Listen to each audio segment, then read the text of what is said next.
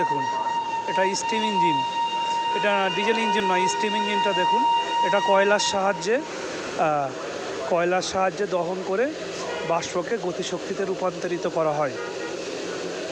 এটা হচ্ছে steam engine. এই যে কয়লা, এই যে লোকো পাইলট,